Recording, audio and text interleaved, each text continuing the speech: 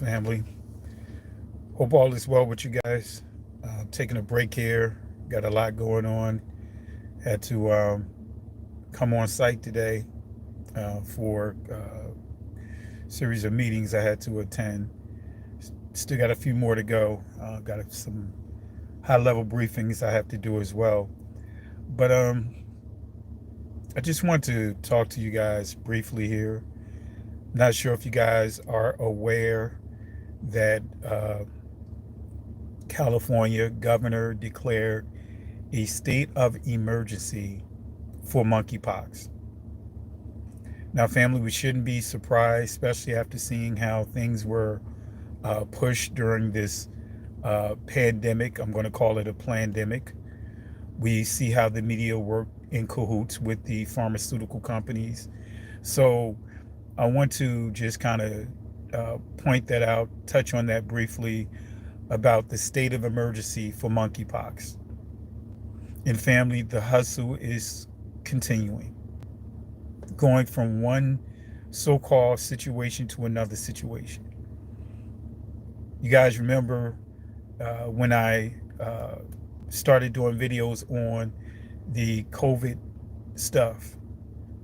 I was one of the first ones to bring out the faulty, questionable numbers that was being put out there in terms of the impact of COVID on our community versus the other communities. You know, I was one of the first ones to come out and show that the CDC numbers did not support what the media was trying to push. You know, Stephen Hoppin Bob Smith and others were trying to push this narrative that our community were being hit the hardest out of all the other communities, which CDC did not support that. In fact, 65%, it was between 63 to 66%, showing that the white community, the Caucasian community, were being affected from deaths to catching COVID. 66% of the cases were from whites, right?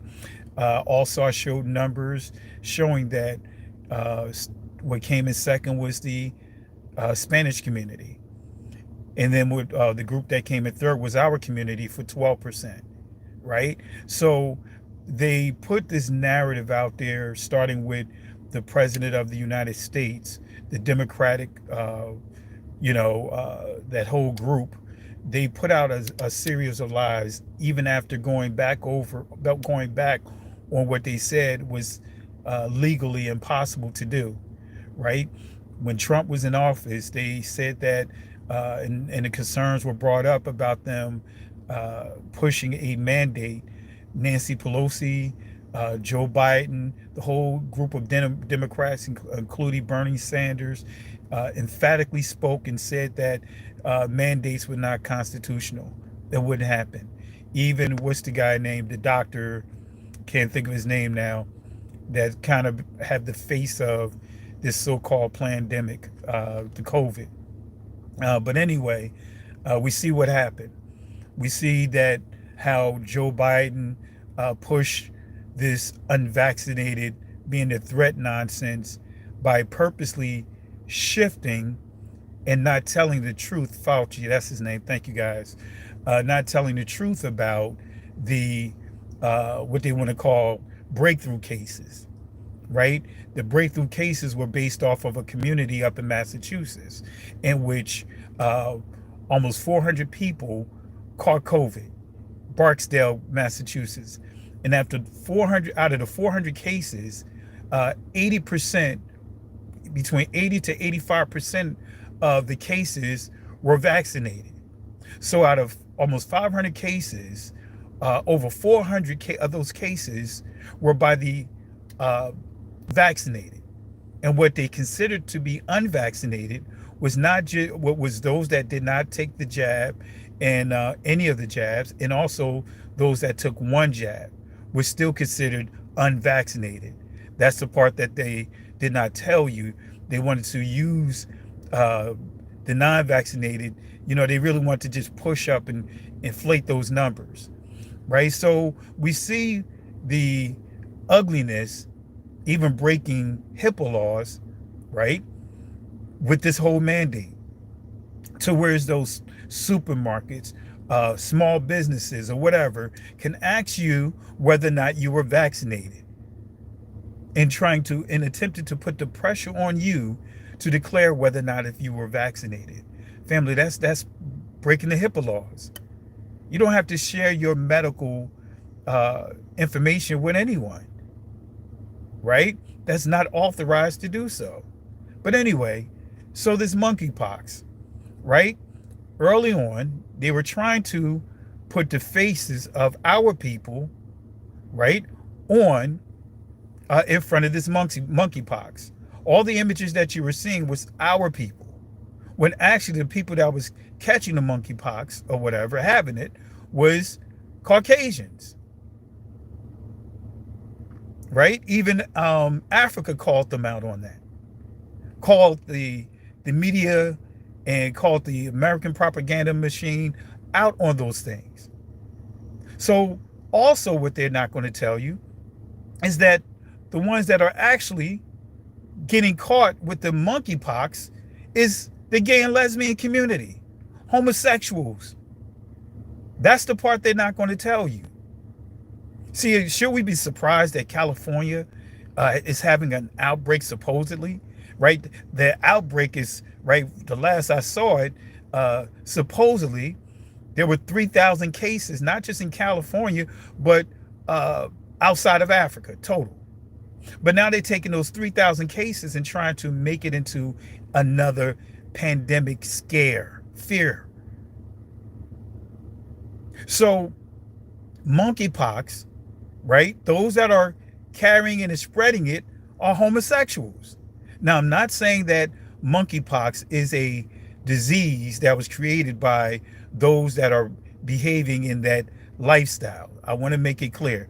That's not what I'm saying. And I want to make sure that that's not what is being, what I'm trying to convey with what I'm saying. So again, but it's the pronoun group that are coming down with the monkeypox. So if you look up CDC, if you go to the website, they'll tell you monkeypox is spreaded by what? Body contact, right? Body contact. It's not airborne. Only way you're going to catch it is if you touch someone's skin that are dealing with an outbreak of it. And in the case of the gay and lesbians, intimacy. That the majority of the cases are from the gay and lesbian community. So we have another situation that's on the rise, that's brewing. So family, what are you going to do? I'm going to tell you, I'm not taking that. I'm not taking that vaccine. I stood my ground, and chose not to be vaccinated with that foolishness, what was being pushed, because knowing the agendas. So what are you going to do? Revelations deal with this. Revelation chapter 17, chapter 18 deals with this. This religion, the new religion that shut down all the other belief systems, is medical. That's the new religion, family. That is the new religion, is healthcare. Healthcare scares are just running rampant. Healthcare scare to get you to go out and start panicking. It's so sad that even going to a doctor's office, right? My doctor had to, I overheard him reminding someone that was questioning about COVID. He had to remind them and say, hey, there's still cold. The cold still exists. The flu still exists, right? Because people are operating in so much fear that if you hear someone sniff, if you hear someone sneeze, if you hear someone cough, you automatically take it there. Why? Because they programmed. They programmed so many of us to operate in the spirit of fear. And yet, so many would say, hey, Yah did not give us the spirit of fear. Still, 30 to 50,000 people die every year from the flu. It's still happening. It's just that those numbers of the flu has been absorbed in some of those numbers of the COVID. That's the part no one want to talk about. But there's still 30 to 50,000 people dying every year from the flu. No matter how they want to push it, it was still less than 1% of the population that died from COVID. No matter how they want to push the numbers, it was still less than 1% that died. So what are you going to do, family?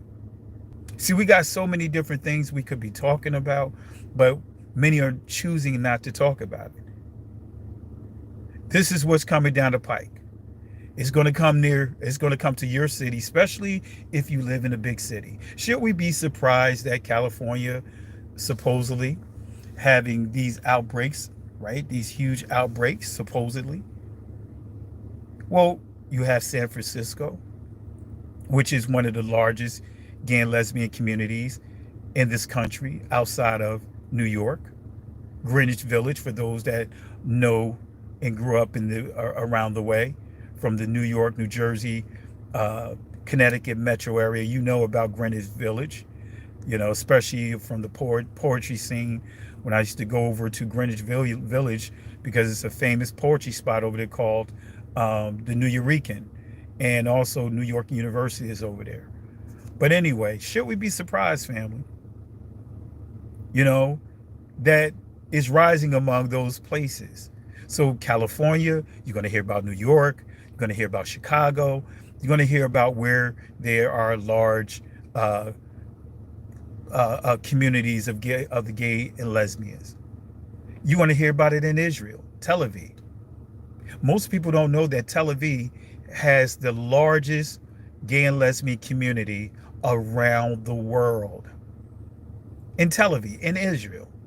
You'll see them having, you know, if you look it up, they're doing gay parades and all kinds of stuff over there. So, like I said, you know, we just have to really get educated, not through the lens of the media, the news outlets.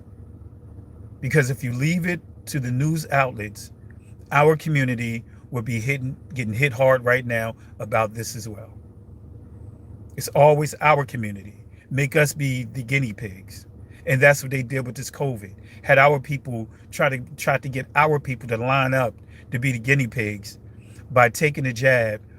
During this phase is where that they would actually be testing to see the side effects and all those different things. But now, guess what? That's been removed. So people, guess what? You know, whoever took these jabs, you are actually in the test phase of normally what the process of what it takes for medicines to go through before it's released publicly. So this is the actual test phase. This is why there's a number of side effects that they're not talking about, like people hearing ringing in their ear, women, you know, miscarriages. You know, this is what they're not talking about, blood clots. So what are you going to do, family? What are you going to do, family? I'm going to stand my ground. You could, you know, I'm not taking that vaccine. I'm not taking any vaccine. Right? I'm taking a stand towards that. Right? And unfortunately, we got so many that supposed to be leaders, especially representing our people, whether it's in the church and outside the church, talk a good talk, but they got vaccinated. Let me say that again. You'd be surprised, a lot of those that are screaming and railing against the vaccines when it got vaccinated, right? That's a fact. That is a fact. So not everyone you see in front of a camera, not anyone you see that's marching down these streets or whatever, uh, that are speaking against the vaccines, right? Don't get caught up. Not everyone you see speaking against it, right, stood their ground.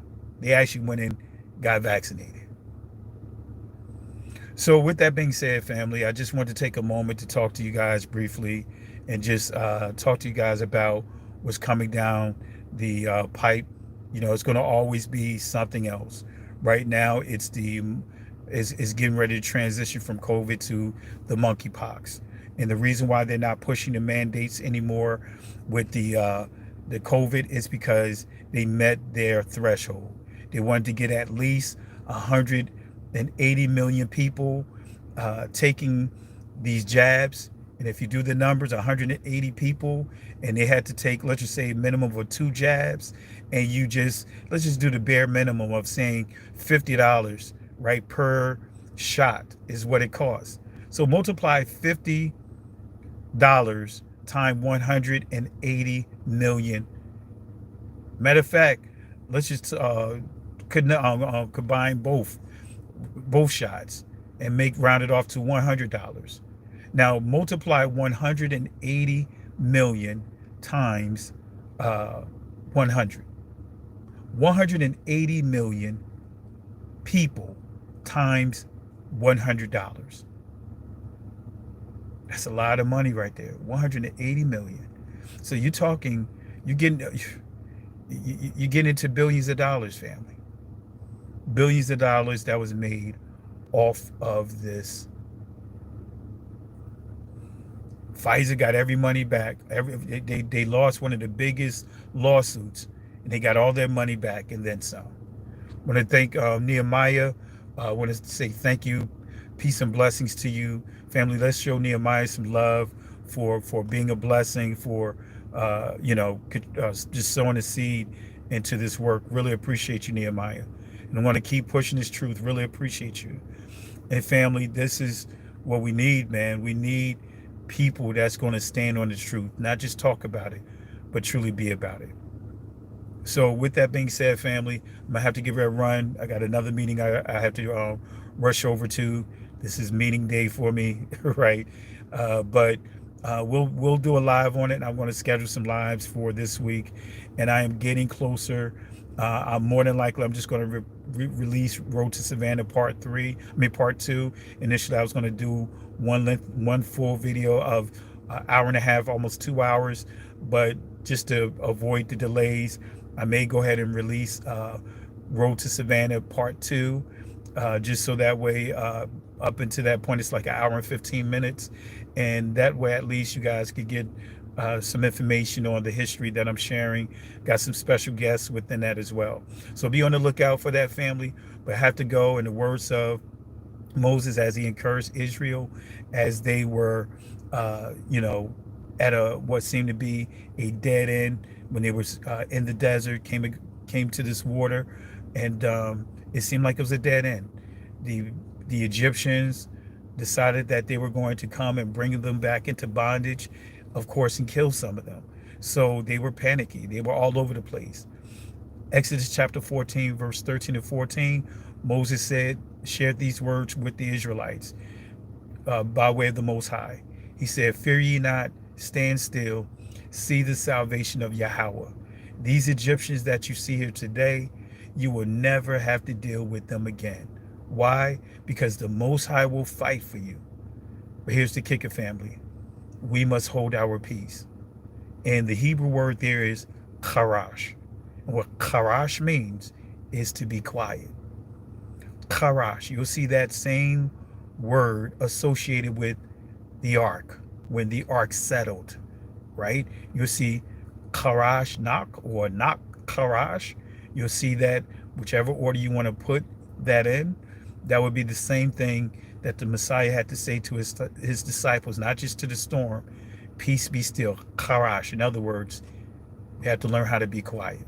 We have to learn how to be quiet and not get in the way of the Most High. Can't go back. Can't stay here. Keep moving forward. Shalom.